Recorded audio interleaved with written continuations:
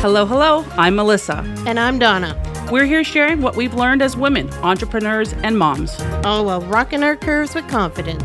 It's a behind-the-scenes look at our lives and businesses. And a chance to tell our younger selves, go do the things that scare you. Tips for helping you get through the day. Now, one of the tips that I learned this week. You learned something this year. This week was that find your learning lane from Simon Sinek, right? Like learning lane. I've never heard of that. If you, you just talked about it. Yeah. You forgot. Hold on. That's embarrassing. Yes. But it was when we talk about lists, right? Like, because sometimes you make your list and it is huge, and you're like, oh my God, where do I begin? But it was the thing that I learned. It was one of the speakers that came to our conference and spoke. She talked about taking 3 things. Your brain can process 3 things. Oh. So pick 3 things that you want to get done and put those in front of you and focus on those. And then when those 3 things are done, go get 3 more things and then focus on those. I was like, So you're kind of like breaking it into bite-sized chunks. Easy to do that. It's much easier to do that than look at that whole list and be like, oh, I got to do this, and this. But if you're like, okay, I'm going to do these 3 things. And it's also nice because then you can give yourself a reward like chocolate or kunafa after you do those things. You'll be like, well, I'm going to have a little treat after that. I completed those. And a little sweet treat. But yeah, I would do that. I do that. I try not to put too much on my plate anymore. Like I've really tried this year. It's very new to me because like I said, I want to do lots of things, but I've really learned that it's okay. Like just do these things and tomorrow's another day and just go on with it, right? Mm-hmm. If I don't finish that today, it's okay not to finish that until tomorrow. But I think I try to do the bite-sized thing. Makes my brain function, makes me feel good, makes me feel like I can have time to rest or to stop and to then maybe enjoy dinner with my family or even cook. I love to cook. So for me, it's like, I don't cook all the time, don't get me wrong. But it's like, okay, I can go and cook dinner tonight. And then when I feel like cooking, I make sure I have time to cook, right? Yeah. Yeah, it's important. It's not easy to cook, right? It's not. I'm like, and you feel rushed and then it becomes such a big chore and... Yeah. It's like, hey. Now I realize why my parents probably never cooked during the week, right? Like my parents were very kind of like, I say fast food, but it's not fast food like going out for fast food. My parents were kind of like a macaroni and cheese and hot dogs or sausages and corn or something like easier that. Meals, easy yeah. Chicken nuggets and fries. And then my mom would cook on Saturday and Sunday, right? So I get that. I get that time. But now we don't really have Saturday and Sundays. Some days for us are like our off days. Like for me, I find like a Monday an off day for me. Like I find that's like my day off, or a Tuesday is a day off. Mm-hmm. Because I know I'm going to be working on a Saturday, Sunday if we have hockey or an open house. Mm-hmm. Or if I'm showing homes at night, then I take my off time in the morning. I'm like, okay, I'm going to just take a little longer to get ready or a little longer to answer an email or maybe just not do anything this morning and watch Housewives, right? But I try to take some time in every day to like really do nothing. I know it sounds horrible, but well, and I think in being entrepreneurs, we schedule shift. Oh yeah, right, as opposed to a 9 to 5 that you have to show up for 9, you leave by 5, and you plan your day around that. With us, we have that flexibility of being able to say, hey, I'll be in for noon and I'm going to go till 9 and, get my stuff done. That's a good feeling too, right? Especially if you are like a later person in your day. Yeah. That must feel good for you, right? Like to be able to go past like that typical 4 or 5 o'clock mark. And then maybe you feel like you get more done after that time, right? Mm-hmm. Like, well, too, like our suppliers are not in the same time zone. Often it's scheduling conversations. Yeah, a lot of the tech stuff is not in the same time zone. So, being able to accomplish things quickly, you got to time shift. And, we're both in the entrepreneurial at home. So, we just ebb and flow with what's going on. But you have to be able to shut it off. Like, Do you ever shut it off?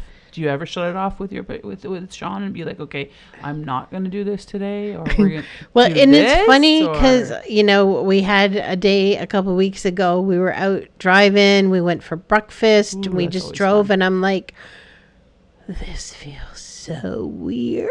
Right. Right. And it's because, you know, we have aging parents, so we're taking care of that end of stuff, and we're, you know, got multiple businesses going on, so you're working through those different things. Day and dates, breakfast dates. Right. Like, so, but you got to make it work for you. Yeah. It's so not traditional, like it's not traditional. Wait, like 9 to 5, and then you have dinners together, or you're like, yeah, we do date night try Saturday. we do try and eat together. We do HelloFresh, which helps us stay healthy eaters. And you I do will say HelloFresh for your whole family? Yeah. Like all 4 of you? All Yeah. 5 of you?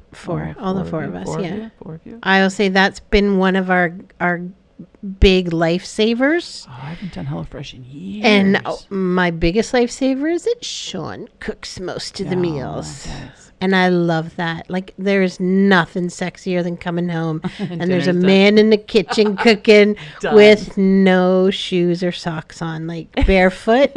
Like standing there in his jeans cooking. I'm like, oh baby, yes, I Give love me it this. all. Food and everything I else. can just watch this During all COVID, day. did you cook a lot?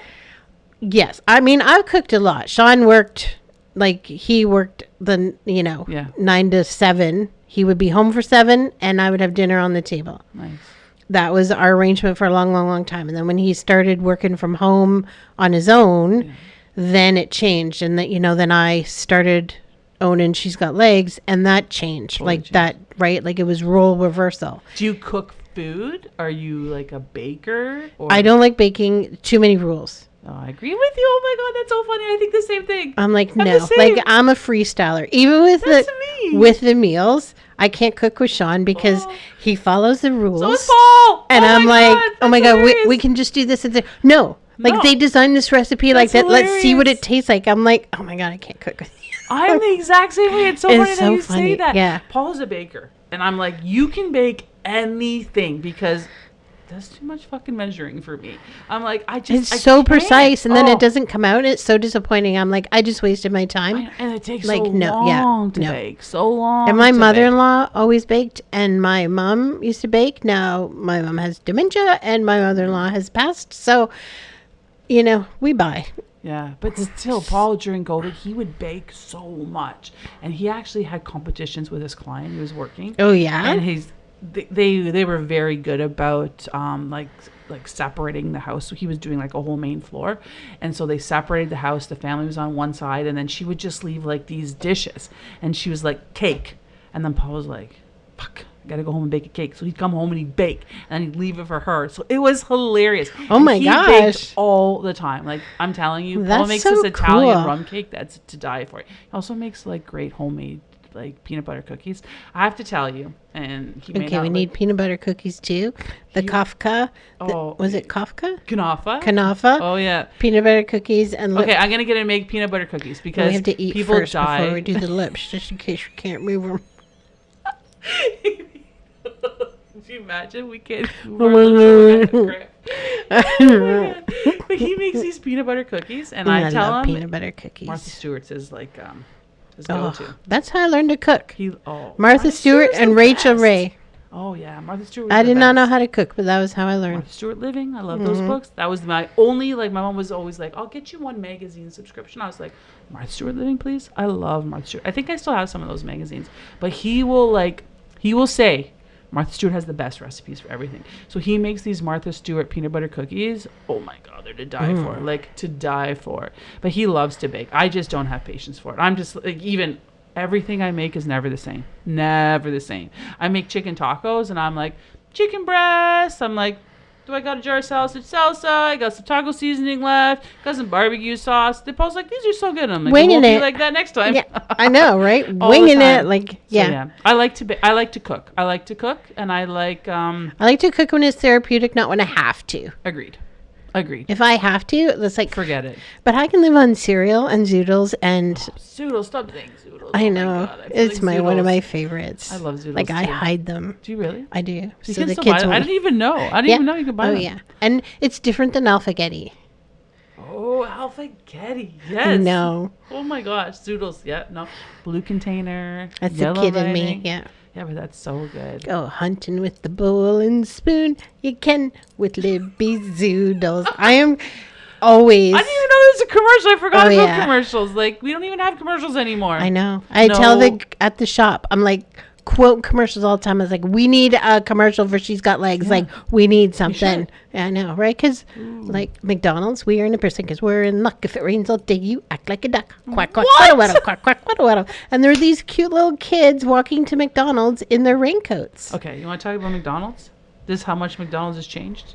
So when the kids were little, Nathan's 22. Lucas will be 20 next Monday. Won't have any more teenagers. They were little, and I was going through McDonald's drive-thru. I must have been 27. So 20 years ago. That seems like so long ago. Holy shit. So 20 years ago. And I remember pulling up to McDonald's, and I was like, 2 Happy Meals, and can I get the cookies, please? The young man at the window says, ma'am, we have never sold cookies. I was like, first of all, ma'am, I'm not a ma'am. I'm 27 years old or whatever I was. I was under 30. And second, yes, you have sold cookies. And they came in a really cute little school bus box, and they tasted like lemons. Like, I said, what? He says, we've never had cookies. I'm like, yeah, you have. I'm like, they were like animal crackers, but didn't taste like animal crackers. Yeah. And I'll never forget that. And that is one memory that's stuck in my head about McDonald's. I'm like, what are you talking about? And then they went to the chocolate chip ones, and they were like, and then like I saw a menu for McDonald's the other day from 1994, and I was just like, boom, my brain just went like crazy. I love McDonald's. So do I. It's really changed, though. It has. But changed. I still love it. So do I. It's if you need a quick meal and you don't want to feel like you're full, that's what you eat. That's like me. I don't get full on McDonald's. I get full in the moment, but I'm like, no. It doesn't like. It usually doesn't last in me. No, exactly. That's what I mean. I'm like, you want to eat something? Sure, let's just get McDonald's because we don't want to be full. Or if you feel like you need a clean out, you just eat McDonald's and you're like, hey, it goes. I can fit in those pants. That's it. I agree with you 100% on that. Oh, girl. We should not leave the conversation on that note. That's for sure. So, what would you tell your younger self about not being okay? It's okay to not be okay. Really, it's not okay. It's okay. It's not okay. Yeah, it's not okay. It's okay to not be okay. Like right now, I'm not okay. No, I think that you put so much pressure on yourself when you're younger, and maybe it's the generation we came from where it came from a little bit older. Because you even look at some of the, like, you ever watch Mad Men? I haven't. I think it's one I really want to, but I haven't. I'm a huge John Hamm fan. I am too, man. From Landman. Did you watch him in Landman? Oh, I watch him in everything. Okay, yeah. He's my kind of man. I wonder if he cooks. No. Oh, I'm sure he does. I know he's on the Uber Eats. I was going to say, he's like Uber or Skip commercial. I'm like, no shoes and socks on. Oh, I love John Hamm. And I think that show, so I watched it when it, not probably when it first came out, probably when it was like episodes to binge. And I remember watching that and I was like, wow, the perfection of a woman in that time was nuts. Like, they would get up, they would get ready, they would do hair, makeup, they'd smoke the whole time. Like, yeah. And then they would cook dinner and they would wear high heels and you'd be like, so I think the perfection comes from that generation and being carried down, like maybe having parents that were in that. But now I see that it's okay to not be perfect and it's okay to not be okay with things and yourself and how it's okay. You have to just take a minute though and be okay with that feeling, right? That's the most important thing. And if you are not okay in a mental capacity, then to speak to people, right? Yes. That's the most important thing, right? And so, I would just tell my younger self that it's not going to be okay. Exactly. It's not going to be okay. It is not. It's not perfect. There's going to be days, weeks, months, maybe years where it's not going to feel okay and be okay. But that is okay. You're going to get through that. You're going to get through it. And it's what makes you who you are. It makes you a stronger person. Lessons are taught in that. And I think for me this year, I've learned a lot of that, right? Like, I've always thought we needed a certain thing or do things a certain way. And this year it's been like, okay, what can I take from what we've just gone through and be like, let's change that and let's do something about that. So for us, what came from that is communication on truly how we feel. Excuse me. So like, if I didn't like something before, I think I was more quiet about it than I probably should have been. Like, I've been with Paul for a long time, right? I think it's long, 31 years. It doesn't feel that long. But I've always kind of maybe dulled what I wanted to say because I was afraid of the outcome. And this year I was like, I'm not saying this to hurt you. I'm not saying this to make the situation worse. I'm just saying this to tell you how I feel so it doesn't fester. Like Yes. I need to Get it to out, get release it out. it. Yeah. I need to talk about it. I need to tell you that I don't like how that went or I don't like what happened. You don't have to agree with me. I don't need an argument about it. I don't need a fight about it. I don't need you defense to, or anything. I don't need anything. any. I just need to tell you how I'm feeling about it. Because if I tell you how I feel about it, then it gives me a quicker time frame to get over it, maybe. So I think that's what I've learned this year. And I think I've really only just learned that this year, right? I feel silly, but hey. But I think that is part of it, right? Like we learn as we go. Yeah. You're not going to know. Younger self? I would say, so I had some pretty tumultuous years in high school and some pretty dark days. And, my life in those days, anytime I had a good day, I was always afraid because I knew the next day was going to be a bad day. And that's not a good way to live, right? No. Like, and you get through that. So when I was into my 20s and I had done some of the hard work that you need to do to get through some of the stuff, I would say like that was where I had the first kind of set of multiple good days, right? And it's like, okay, like this is okay. Yeah. Right. And then when you have a bad day again, you're kind of like, oh no, am I going back there? Is this what it's going to be like? Like, I don't want this. So I think being able to understand that it's bad, but it's also good. And I think, again, social media has done a lot of help in showing people that, you do get those bad days and it's okay to feel crappy and to feel sad and to feel like you can't get out of bed. And some days that's what your body needs. That's what your mind needs, is a day off. And maybe we realize that now because we didn't realize at the time that maybe our body was just telling us, like, take a minute. Like, you really need to take a minute, right? Like, and look at what you're eating. Yeah. How you're sleeping. Yeah. Physically what you're doing. Yeah. Right? Because these are all of external things that impact you internally. Yeah, they do. Funny, I had this thing on my cork board over my desk. I don't even remember what it says now.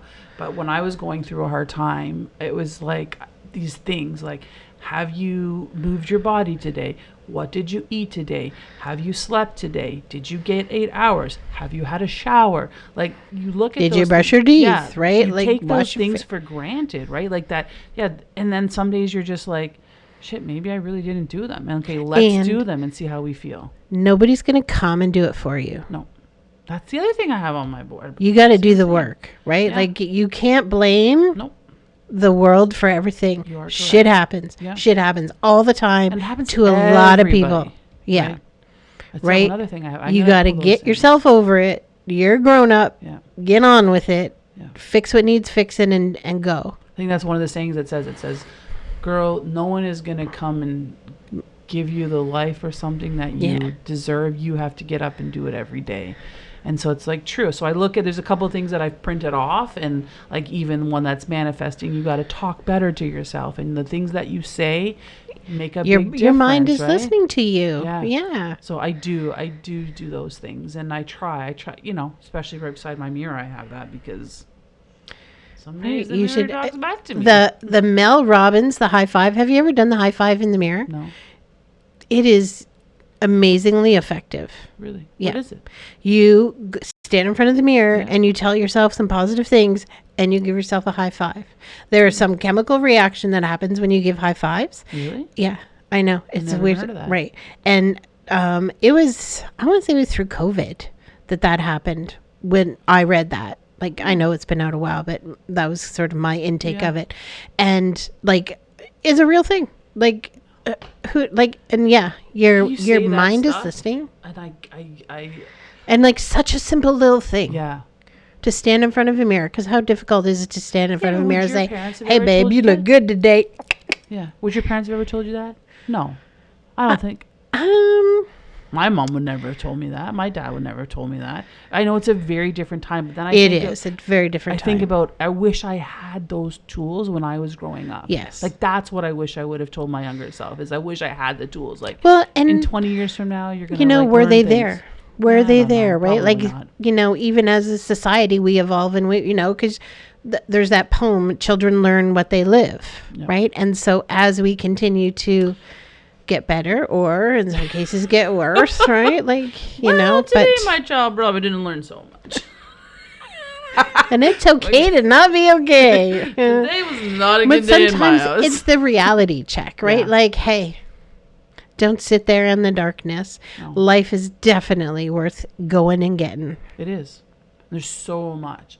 And so much time in love. Like, yes. So much time. Like, I know we talked before about this girl that I met with on Zoom, and she was at this conference that I'm going to, right? And she's in her 20s and felt lost. And I said, don't feel lost. Like, you're just... Right. So we were just chatting on the weekend again, and she was awesome. Like, I remember our conversation. It was so impactful. I'm like, oh, look at that. I love that. That's so nice. She said, I'm the one that feels lost. I said, do not feel lost. Feel like you were in discovery mode. Yeah. Some people, they know, right? Like they know, but they may be missing stuff because they're not on the discovery journey. Yeah. So yours is a journey that's different. Yeah. And you can do the discovery journey for a long time, right? You can, and it changes. I was going to say, and it changes, right? Today you could love something today. It's like snakes and ladders, right? Yeah. Like you go and then whoop, down. Whoop. That's it. Yeah. I love that. And I wish that I would have known that when I was younger. Go be awesome. I think, like we said, younger, we were told this is the path. You work 9 to 5. You go to a company. You work yourself up in a company, and that's how it is. Mm. So being an entrepreneur in my house was very, very different. Yeah. Like getting that was my parents were like, really? I got my education. I went to college. I did really well in school, and then I was like, I'm not going to work in it. I can go be a realtor. I'm going to work for myself. And then when I left real estate, my dad was like, oh my God, what are you doing? And then I started to brag about it. And I turned that into $1 million company. And it was like, great. Yeah. Like I said before, coming back to real estate, no pun intended, feels like home, but it feels like where I should be. I love my jewelry. I love creating, but I love it because it allows me to create, allows me time to create, allows me freedom from the real estate, allows me just to be in the moment. Fills your soul. Yeah. Very differently. And then I put it away and go on to real estate and do all that sort of stuff. It's okay to do multiple things. Yes, it is. It is. And I would tell my kids that, and I still tell my kids that. And here we are doing a podcast. I know. Who knew? Knocking Futz! Oh my God, that's crazy. I love it. I love it. Thank you for joining us today at the Knocking Futz podcast. If you like this podcast, please share by liking and subscribing. Feel free to leave any comments and reach us at hello@thenukingfuts.com. Just a reminder, this podcast is for entertainment purposes only. If you are struggling, know that you are not alone. Please reach out for professional help. You can join our newsletter at thenukingfuts.com to follow our journey. Looking for Donna at work? You can find her great leggings and leisure wear as well at She's Got Legs. Looking for me, Melissa Hall? You can reach me at Brag About It Jewelry or I am Melissa Hall for real estate.